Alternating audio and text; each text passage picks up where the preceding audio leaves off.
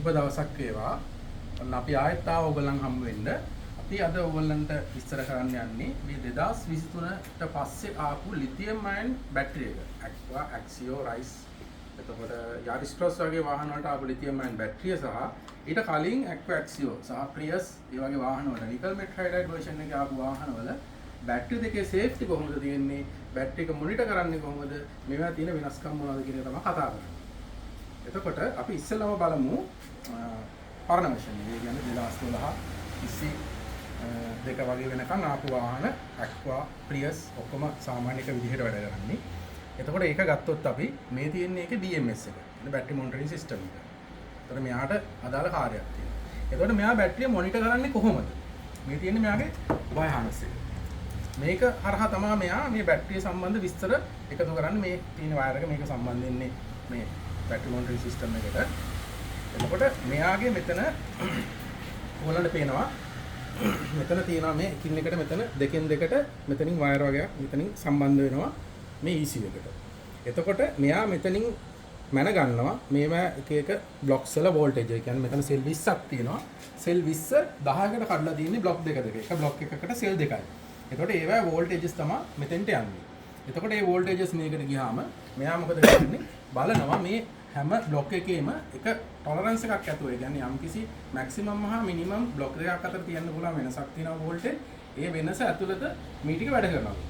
යම්කිසි අවස්ථාවක මේ කොයි හරි තැනක තියෙන බ්ලොක් එකක වෝල්ටේජ් එක අසාමාන්‍ය විදිහට පල්ලෙහාට ගියොත් මෙයා කරන්නේ මොකද?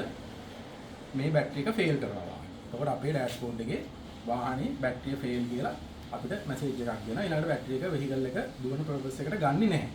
ඒක තමයි මෙයාගේ තියෙන සේෆ්ටි එක. මොකද මේක බ්ලොක් එකක වෝල්ටේජ් එක පල්ලෙහාට ගියොත් එයා ඕවර්හීට් වෙන්න පුළුවන්, පුපුරන්න පුළුවන්. ප්‍රශ්න තියෙනවා. ඒ ප්‍රශ්න වළක්වන්න තමයි ඒගොල්ලෝ මේක මේ විදිහට සේෆ්ටිත් එක්ක ඩිසයින් කරලා එවලා තියෙන්නේ. එතකොට දැන් මේ අමතර දෙයක් මේක. දැන් අපි ඒක ගැන පස්සේ කතා කරනවා වෙනම. සමහරක් අය කරනවා මේකට සර්කිට් එකක් ගහනවා කියලා. මෙන්න මේ තියෙන මොනිටරින් සිස්ටම් එක හිම් පිටින්ම ගලවලා අයින් කරනවා. ගලවලා අයින් කරලා මේ අතරතුරට වෙනම රෙසිස්ටර්ස් ටිකක් දාලා හදලා මේකට කනෙක්ට් කරනවා. ඒ වගේ වුණාම වෙන්නේ ඇත්තටම බැටරි එකේ වෝල්ටේජ් එක මොනිටර් වෙන්නේ නැහැ. මෙයාට යන්නේ වැරදි දත්තයක්. එතකොට එයා බැටරි එක ෆේල් කරන්නේ නැහැ.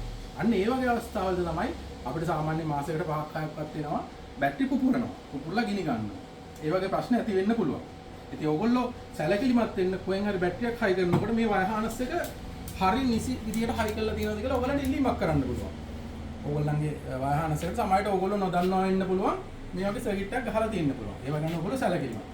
අපි බලමු ඊළඟට මෙන්න මේ ලිතියම් අයන් බැටරි එකේ කොහොමද ඩිසයින් කරලා තියෙන්නේ කියලා.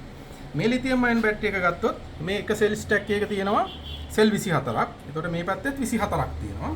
එතකොට මෙයාගේ BMS එක තමයි මේ තියෙන්නේ. ටිකක් ලොකු BMS එකක් මීට වැඩිය.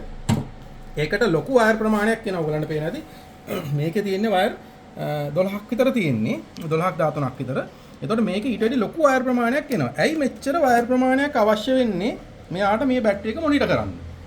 ඒකට හේතුව තමයි ලිතියම් අයන් බැටරි එකක් ගත්තොත් ලිතියම් අයන් බැටරි එකේ මේ එක සෙල් එකක් ගානේ මේ එක සෙල් එකක් ගානේ බැලන්ස් වෙන්න ඕනේ. බැලන්ස් වෙනවා කියන්නේ මේක charge වෙද්දී ලිතියම් අයන් මේ සෙල් ටික එකම ලෙවල් එකට charge වෙන්න ඕනේ.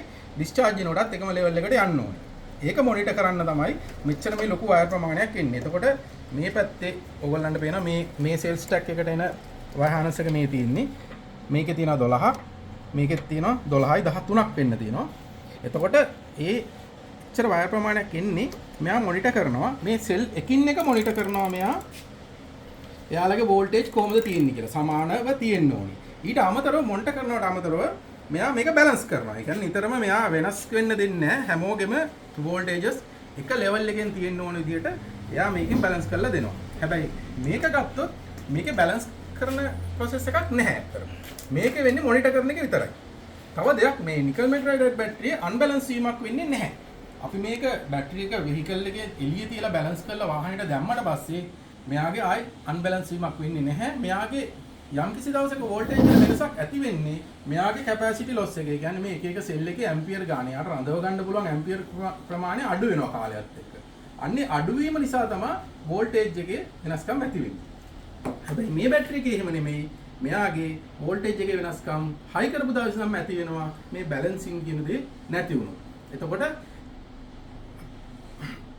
ඒක නිසා මේ බැටරි එක එම් පිටින්ම මේකට හයි කරන්න පුළුවන් කමක් නැහැ.